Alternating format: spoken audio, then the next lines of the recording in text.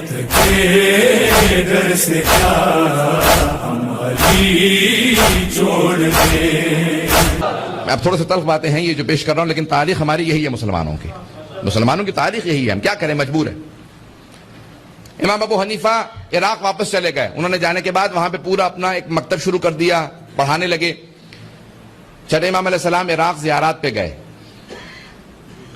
ہماری زیارت جو وارثہ آج ہے، یہ چھٹے امام علیہ السلام جب زیارت پہ گئے تھے تو حضرت صفوان ابن جمال سے یہ روایت نقل ہے کہ چھٹے امام نے ان الفاظ سے زیارت پڑھی تھی.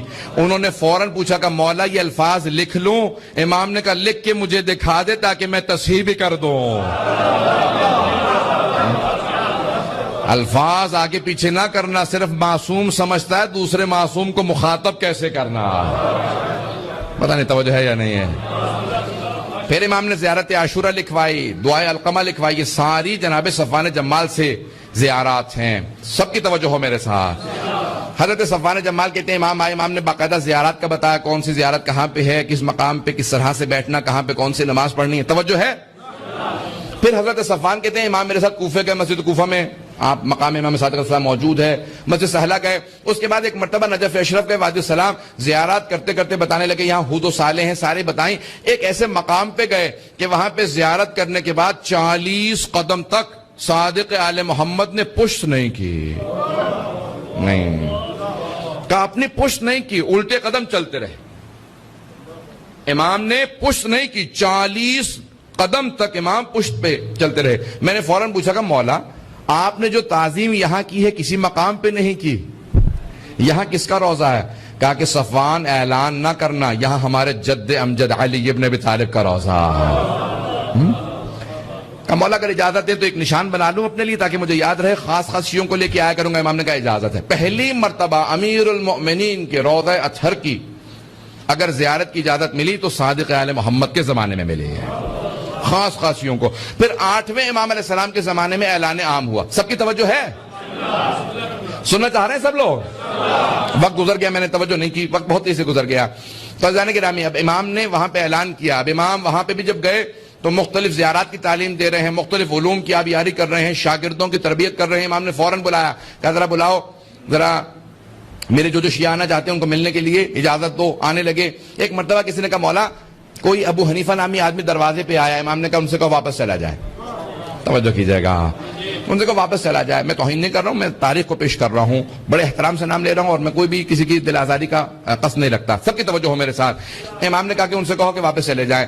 اتنے میں جب کہا کہ واپس چلے جائیں تو کچھ اور شیعوں نے پیغام بھیجا، کہا امام سے کہو کہ یہ شیعہ ملنے کے لیے آئے ہیں. امام نے کہا کہ ٹھیک ہے ان کو آنے کی اجازت دے دو. توجہ ہے؟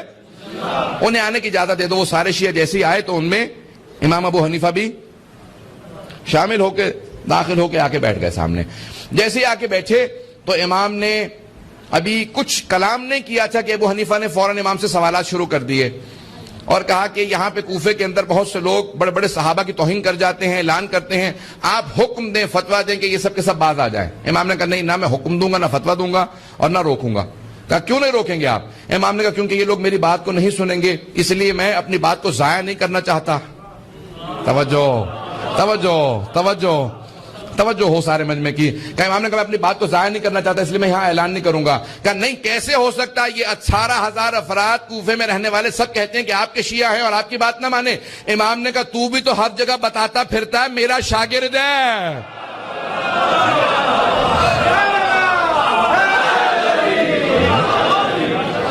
تو ہر جگہ بتاتا پھرتا میرا شاگرد ہے، میرا ماننے والا ہے، کیا تو میری بات کو مانتا ہے؟ کہاں میں آپ کی باتوں کو مانتا ہوں، ہمیشہ میرے متعلق کہتے رہتے میں باتوں کو نہیں مانتا. امام نے کہا بھی میں نے تجھے اجازت دی تھی اندر آنے کی.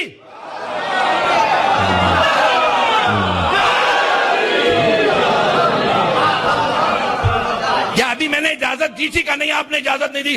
امام نے کہا تو بغیر اجازت کے آیا نا، بغیر اجازت کے تو نے سوال کیا. میں اپنے انداز سے پیش کر رہا ہوں.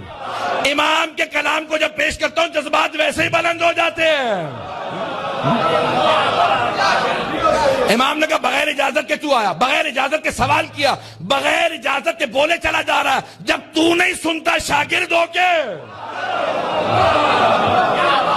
تو کیا توقع رکھتا ہے کہ سارا ملک میری باتیں سنتا پھرے گا؟ نہ میں روکوں گا نہ میں حکم دوں گا، جو جس کی توہین کرتا رہے۔ امام نے کہا میں نے سنا کہ تو بھی فتوے دینے لگا، توجہ ہو، امام نے کہا میں نے سنا کہ تو بھی فتوے دینے لگا، کہا کہ ہاں فتویٰ دیتا ہوں۔ امام نے کہا اچھا بتا مجھے کہاں سے فتویٰ دیتا، تو کیا قرآن کے محکم و متشابہ میں تمیز کرتا ہے؟ تجھے محکم و متشابہ کا پتا ہے؟ کہاں پتا ہے؟ امام نے کہا ناسخ و منسوخ کو جانتا ہے؟ توجہ ہے کہ ناسخ و منسوخ کو جانتا ہے؟ کہ جانتا ہوں۔ امام نے کہا مدنی مکی میں تمیز رکھتا ہے؟ کہ تو کیا شان نزول سے متعلق جانتا ہے؟ تعویل و تفسیر میں فرق کرتا ہے؟ اس نے کہا سب جانتا ہوں۔ امام نے کہا اچھا میں سوال کرتا ہوں، جواب دے، وقت نہیں ہے کہ تفسیر میں جا سکوں۔ امام نے ایک مرتبہ سوال کیا، اس نے کہا ایک اور سوال کر لیجیے، یہ والا جواب میرے ذہن میں نہیں ہے۔ بہت لمبا مناظرہ کئی صفحات کا، اگر پیش کروں تو آدھا گھنٹہ لگے گا اور وقت نہیں ہے، آخری صرف سوالات پیش کر دوں گا، وقت نہیں ہے۔ اس کو پڑھیں، پورا مولا کا مناظرہ تفصیل سے پڑھیں تاکہ واضح ہو امام کا مکتب کیا۔ امام نے کہا بتا یہ آیات، ان آیات کا جواب دے۔ اس نے کہا نہیں جانتا۔ ایک اور سوال کر لیں۔ امام نے دوسرا سوال کیا قرآن کی آیات سے، کہا نہیں جانتا۔ تیسرا سوال کیا، کہا نہیں جانتا۔ امام نے 5 سوال کیے، کہا نہیں میں قرآن اتنا نہیں جانتا۔ توجہ ہو، میں قرآن اتنا نہیں جانتا، حدیث بہت مجھے محکم و مضبوط ہے، ہزاروں احادیث یاد ہیں۔ امام نے کہا اچھا ذرا اپنے حدیث کے حساب سے اس مسئلے کو بتا، پیغمبر نے یہ حدیث کہاں پہ کہی تھی؟ کہ میرے اس وقت ذہن میں نہیں ہے، دوسری حدیث پوچھ لیں۔ امام نے ایک اور حدیث پوچھ لی، 5 حدیث پوچھ لی۔ اس نے کہا نہیں حدیث اس وقت ذہن میں نہیں ہے۔ امام نے کہا اچھا قرآن و حدیث سے جب نہیں بتاتا کہاں سے فتویٰ دیتا ہے؟ کہ جب قرآن و حدیث میں نہیں پاتا تو میں قیاس کرتا ہوں، قیاس کرتا ہوں۔ امام نے کہا ذرا اپنے قیاس سے بتا، زنا زیادہ بڑا گناہ ہے یا قتل؟ اس نے کہا قتل زیادہ بڑا گناہ ہے۔ امام نے کہا اچھا یہ بتا، اگر تو قیاس کو صحیح مانتا ہے اور کہتا ہے کہ قتل زیادہ بڑا گناہ ہے تو قتل میں اللہ نے 2 گواہ مانگے ہیں، زنا میں 4۔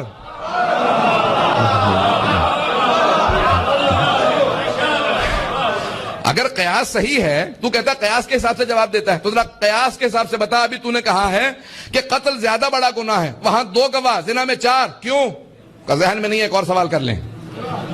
توجہ ہو، اب میں جلدی پیش کر رہا ہوں، ممبر کے احترام میں صرف اور صرف وہی بات کروں گا جو امام علیہ السلام نے کہی ہے۔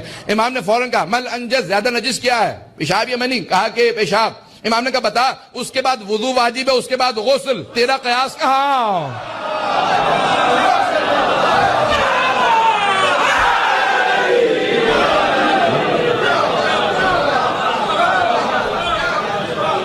امام نے قیاس سے متعلق اتنے سوالات کیے۔ امام نے کہا بتا اپنے قیاس کے حساب سے، قرآن و سنت کو نہ دیکھنا، قیاس کے حساب سے ذرا بتا نماز افضل ہے یا روزہ؟ اس نے کہا نماز افضل ہے، اس میں کوئی دو رائے نہیں ہے۔ امام نے کہا اپنے قیاس کے حساب سے بتا، خاص ایام میں مستورات کی نمازیں ساقط، روزے کی پھر بھی قضا واجب۔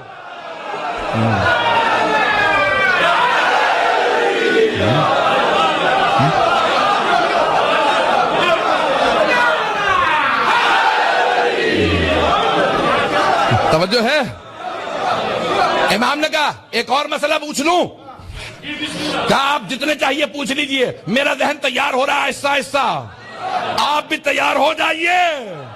ایک مرتبہ امام نے کہا اچھا تو کہتا ہے نا شریعت کے اندر قرآن میں ہے اگر چور چوری کرے السارق والسارقۃ فاقطعوا ایدیہما، ہاتھ کاٹ دو چور کا، چاہے مرد ہو چاہے عورت، ہاتھ کاٹ دو۔ کہا کتنے درہم پہ؟ کہا کم از کم 50 درہم چرائے ہوں۔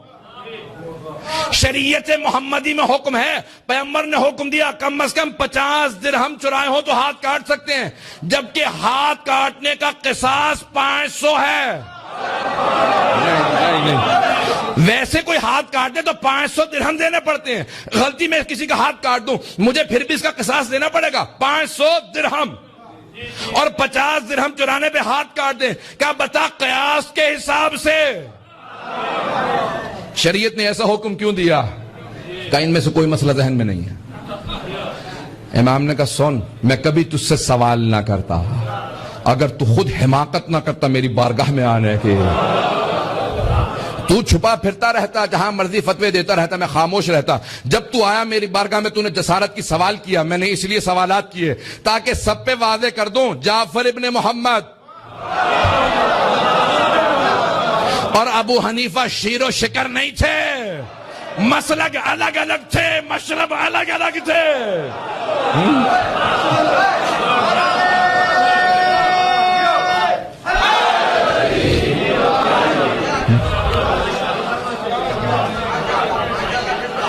کہا اب میں آپ کی ہر بات مانوں گا. میں نہیں کہہ رہا ہوں، میں پہلے ہی سے تابع ہوں. اس نے کہا میں آپ کی ہر بات مانوں گا، آپ جو کہیں گے میں آپ کی بات مانوں گا. امام نے کہا تو جھوٹ کہتا ہے، تو نہیں مانے گا. توجہ سے سنیے گا. امام نے کہا تو یہاں سے اٹھ کے جا گا. سن، اذا افتیت، اگر تو فتویٰ دیتا ہے تو ہلکت و اہلک، تو خود بھی ہلاک ہوگا اور جو تیری پیروی کرے گا اسے ان سب کو ہلاک کر دے گا. کہا آج سے آپ سے وعدہ، آج کے بعد سے فتویٰ نہیں دوں گا. امام نے کہا جھوٹ کہتا ہے، دنیا کی محبت تیرے دل میں اتنی رچ بس چکی ہے، تو یہاں سے اٹھ کے باہر جائے گا، پھر میری توہین کرے گا، پھر کہے گا فتویٰ دوں گا. کہا نہیں. ایک مرتبہ اٹھ کے باہر گیا، سارے کہنے لگے مولا اتنی تنبیہ کی اثر ہوگا؟ امام نے کہا جو کہہ چکا وہ سامنے کہا، پیچھے سے نہیں. توجہ، میں نے پیچھے نہیں کہا، اس کے سامنے اس کے منہ پہ کہا میں جانتا ہوں یہی کچھ ہوگا. کیا ہوا؟ اسی مہینے اس نے کہا یہ بزرگ ہو چکے ہیں، ایسی ہی باتیں کرتے رہتے ہیں، ہمیشہ مجھے ڈانٹتے ہی رہتے ہیں. حضران گرامی، کبھی ایسا نہ ہو. امام کی ڈانٹ محبت کی ڈانٹ ہوتی ہے. کہیں ایسا نہ ہو کہ انسان امام علیہ السلام کا بوجھ اپنے دل میں رکھ لے، نفرت رکھ لے. جتنے مکتب ہیں وہ اپنی اپنی دوبارہ اصلاح کریں کہ ہم آیا آل محمد کے تابع دار ہیں یا نہیں. پتہ نہیں بات واضح ہو رہی ہے یا نہیں ہو رہی.